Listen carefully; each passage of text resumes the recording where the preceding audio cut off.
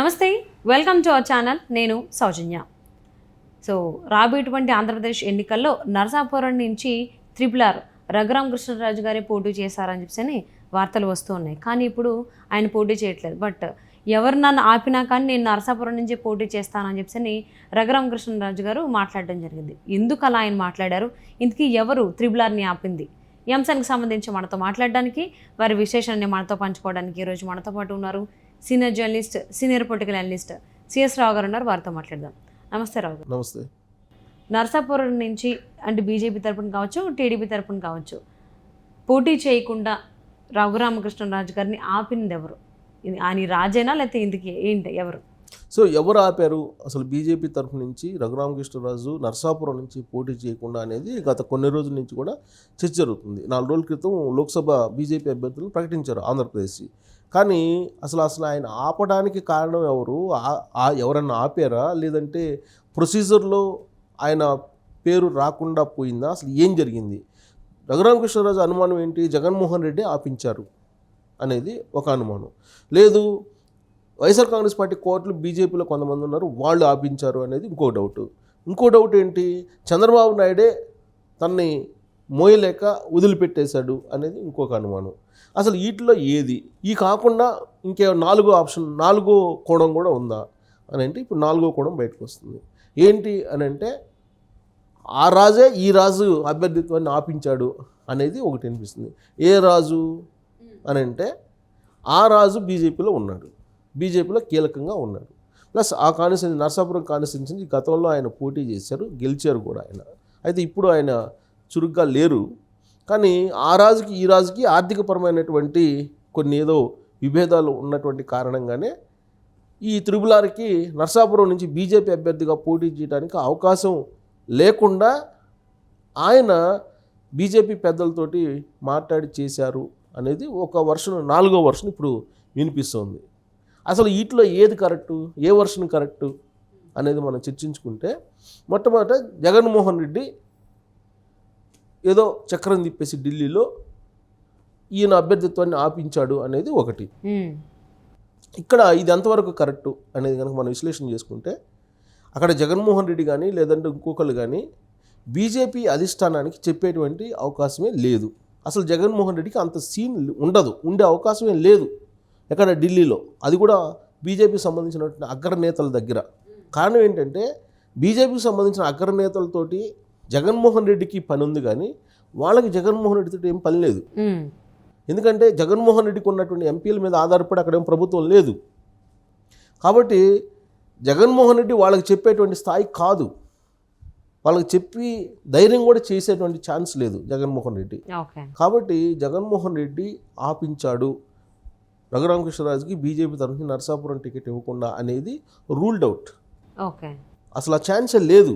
ఎందుకంటే జగన్మోహన్ రెడ్డికి అసలు అపాయింట్మెంటే కొన్ని రోజులుగా దొరకట్లేదు, కొన్ని నెలలుగా. ఎవరిది? అమిత్ షాది. నరేంద్ర మోడీ కూడా అపాయింట్మెంట్ ఇవ్వట్లా. ఇలాంటి పరిస్థితుల్లో జగన్మోహన్ రెడ్డి ఇన్ఫ్లుయెన్స్ చేయగలడా? ఛాన్సే లేదు. సో అంత ఛాన్స్ లేదు. ప్లస్ జగన్మోహన్ రెడ్డి చెప్పే సాహసం కూడా చేయడు. ఒకవేళ జగన్మోహన్ రెడ్డి పోయి ఏదన్నా ఒకవేళ అపాయింట్మెంట్ దొరికినా కానీ ఏం మాట్లాడతారు? ఆయన బెయిల్ గురించో, లేకపోతే ఆయన పర్సనల్ ఇష్యూస్ గురించో, లేదంటే రాష్ట్రం గురించో మాట్లాడతారు తప్పితే ఇంకొకరికి ఇవ్వద్దు అని చెప్పేటువంటి అంత సాన్నిహిత్యం బీజేపీ వాళ్ళు ఇవ్వరు, అధిష్టానం. ఎందుకంటే ఫక్తు రాజకీయంగా చేసేటువంటి వాళ్ళు మోడీ, అమిత్ షా. సో ఆ అవకాశం ఇవ్వరు. అసలు అక్కడ పోయి ధైర్యంగా చెప్పేటువంటి సాహసం కూడా ఈయన చేయరు, ఎవరు? జగన్మోహన్ రెడ్డి. కాబట్టి అన్ని కోణాల నుంచి ఆలోచించినా కానీ జగన్మోహన్ రెడ్డి ఆపించాడు రఘురామకృష్ణరాజు బీజేపీ అభ్యర్థిత్వాన్ని నరసాపురం నుంచి అనేది రూల్డ్ అవుట్. ఇక నెక్స్ట్ ఏంటి? బీజేపీలో ఉండేటువంటి కొంతమంది వైఎస్ఆర్ కాంగ్రెస్ పార్టీ కోవర్టులు లేఖలు రాయటం ద్వారా ఈయన అభ్యర్థిత్వాన్ని ఆపించారు అనేది ఇంకొక వర్షన్. సో ఆయన చెప్పేదంటే పేర్లు ఏంటి? రఘురామకృష్ణరాజు చెప్పేటువంటి పేర్లు ఏంటి? సోమవీర్రాజు, లేకపోతే విష్ణువర్ధన్ రెడ్డి, లేకపోతే జీవీఎల్, లేకపోతే ఇంకో మాధవ్, ఇలాంటి వాళ్ళు ఏదో చెప్తుంటారు. ఇది బీజేపీలో ఉంటూ వైఎస్ఆర్ కాంగ్రెస్ పార్టీకి అనుకూలంగా ఉంటుంటారు, సానుభూతి పరులు అనేది, కోవర్ట్లు అనేది చెప్తూ ఉంటారు మీడియాలో. బట్ అది వాస్తవం కాకపోవచ్చు. ఎందుకంటే బీజేపీలో ఒక హార్డ్ కోర్ కార్యకర్తలు లేదంటే హార్డ్ కోర్ నాయకులు ఉంటేనే వాళ్ళు మనుగడ సాగించగలరు అక్కడ. అదర్వైజ్ అసలు ఆ పార్టీలో కొనసాగరు ఎక్కువ కాలం. ఇది ఒక కాన్సెప్ట్. అయితే వీళ్ళు ఇన్ఫ్లుయెన్స్ చేసి రఘురామకృష్ణరాజు అభ్యర్థిత్వాన్ని ఆపించగలరా అని అంటే అసలు వాళ్ళు ఆపించేటువంటి స్తోమత ఆ కెపాసిటీ ఉంటే వాళ్ళే వైజాగ్ నుంచి టికెట్ తీసుకొచ్చుకునేవాడు కదా జీవీఎల్. లేదు, సోమవీర్రాజు కనీసం అసెంబ్లీ టికెట్ కూడా లేదు కదా. మాధవ్ ఎమ్మెల్సీ మాజీ ఆయన ఒకవేళ ఆ ఇన్ఫ్లుయెన్స్ చేయగలిగితే ఆయన కూడా అసెంబ్లీ టికెట్ లేకపోతే లోక్సభ టికెట్ తీసుకొచ్చుకునేవాడే కదా. ఇక విష్ణువర్ధన్ రెడ్డి ఆయన అయితే అసలు కంప్లీట్గా అసలు ఆయన ఇంతవరకు ప్రత్యక్ష ఎన్నికల్లో పార్టిసిపేట్ చేయలేదు, ప్రజాప్రతినిధిగా ఎన్నిక కాలేదు. సో అసలు ఆయన మాట వినేవాళ్ళు కూడా ఉండరు బీజేపీలో. ఎందుకంటే ఫక్తు జగన్మోహన్ రెడ్డికి భక్తుడు అని చెప్పి ఆయన పేరు ఉంది. సో అందుకే ఆయన సైడ్ పెట్టేశారు, ఆయన ప్రాధాన్యత లేదు, అసలు అపాయింట్మెంట్స్ కూడా ఇవ్వరు. సో ఇలాంటి వాళ్ళు రఘురామకృష్ణరాజు అభ్యర్థిత్వాన్ని అడ్డుకునేటువంటి ప్రయత్నం చేశారు. అది సక్సెస్ అయిందంటే నమ్మగలమా? నమ్మలేము. అసలు 1% కూడా వీళ్ళ ఇన్ఫ్లుయెన్స్ ఉండదు. వీళ్ళు చెప్తే అధిష్టానం వినే పరిస్థితే ఉండదు అసలు. రెండు ఆప్షన్. థర్డ్ ఆప్షన్ ఏంటి? చంద్రబాబు నాయుడు తనని మొయ్యలేక పక్కన పెట్టేశాడు అనేది third option. So Chandrababu Naidu మొదటి నుంచి కూడా రఘురామకృష్ణరాజు అంటే గౌరవం ఉంది, ఆయన అంటే చాలా విలువిస్తుంటారు. ఎందుకు? ఆయన ఒక ప్రతిపక్షంగా పోరాడుతున్నారు. వైఎస్ఆర్ కాంగ్రెస్ పార్టీలో ఉంటూ వైఎస్ఆర్ కాంగ్రెస్ పార్టీ రెబల్ ఎంపీగా ఒక ప్రతిపక్ష పార్టీ ఏ విధంగా పోరాడుతుందో ఆ స్థాయిలో పోరాడింది. ఆ పోరాటం చూసిన తర్వాతనే జగన్మోహన్ రెడ్డి ఒక రకంగా ఆందోళన చెందాడు, కదిలిపోయాడు. సో అందుకే చంద్రబాబు నాయుడుకి రఘురామకృష్ణరాజు అంటే ఇష్టం. సో కాబట్టి చంద్రబాబు నాయుడు ఆయన కాదని ఎందుకు అనుకుంటాడు? కాకపోతే బీజేపీ కోటాలో తను ఎంపీ చేయాలని చెప్పి అనుకున్నాడు. దానికి కారణం ఏంటి? బీజేపీ కోటాలో ఎంపీ చేస్తే ఆయన కేంద్ర మంత్రి అయ్యే అవకాశం ఉంది రాబోయేటువంటి రోజుల్లో.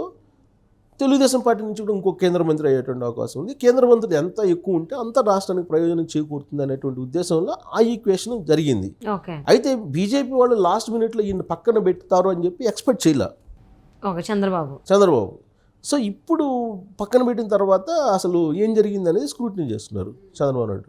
అసలు ఎందుకు పక్కన పెట్టారు? అసలు నాలుగో ఆప్షన్ ఏంటి అని అంటే ఆ రాజు ఎవరైతే బీజేపీలో ఉన్నారో కీలకమైనటువంటి రాజు, ఈయనకి ఆర్థికపరమైనటువంటి కొన్ని విభేదాలు లేదంటే డిస్ప్యూట్స్ ఉన్నాయి, ఆయన ఏదో ఇన్ఫ్లుయెన్స్ చేశాడని చెప్పి ఇంకొక నాలుగో ఆప్షన్ వస్తుంది.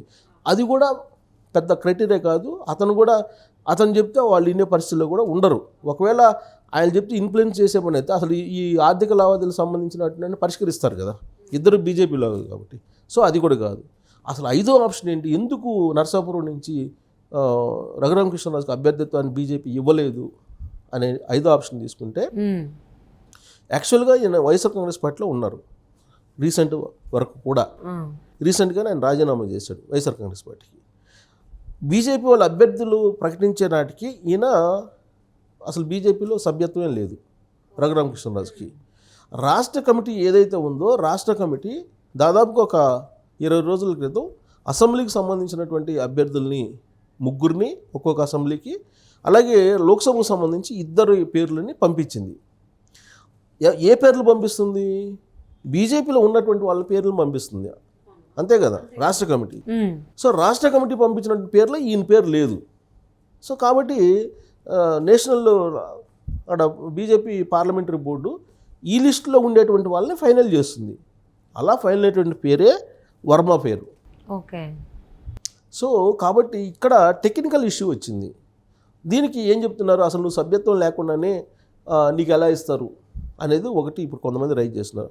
అయితే సభ్యత్వం లేకుండా అప్పటికప్పుడు పార్టీలు చేరినటువంటి వాళ్ళకు కూడా ఇచ్చిన సందర్భాలు ఉన్నాయి. ఇప్పుడు హైదరాబాద్ ఉంది, హైదరాబాద్లో మాధవీలత ఆవిడ ఆల్రెడీ ఎప్పటి నుంచో పనిచేస్తున్నారు, హిందూ అంటే బీజేపీ యాంగిల్లో పనిచేస్తూ ఉన్నారు. కాబట్టి ఆమెకి సీట్ ఇచ్చేశారు. తర్వాత ఒక మంచి రోజు చూసుకుని ఆవిడ బీజేపీలో జాయిన్ అయ్యారు. ఆవిడది ఎక్సెప్షనల్ కేసు హైదరాబాదు సంబంధించినటువంటిది. మిగతా ఇప్పుడు ఏపీలో ఉంది, వరప్రసాద్ జాయిన్ అయ్యాడు, తిరుపతి ఇచ్చారు, అప్పుడే జాయిన్ అయ్యాడు, అప్పుడే ఇచ్చారు. కానీ నువ్వు అప్పుడు కూడా జాయిన్ కాలేదు కదా, ఇప్పటికి కూడా జాయిన్ కాలేదు కదా బీజేపీలో.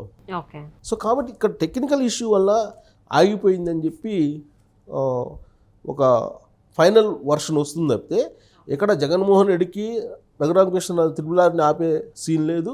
సో అంటే రఘురామకృష్ణరాజు గారికి టికెట్ రాకపోవడానికి చాలా కారణాలు ఉన్నట్టున్నాయి అంటారు.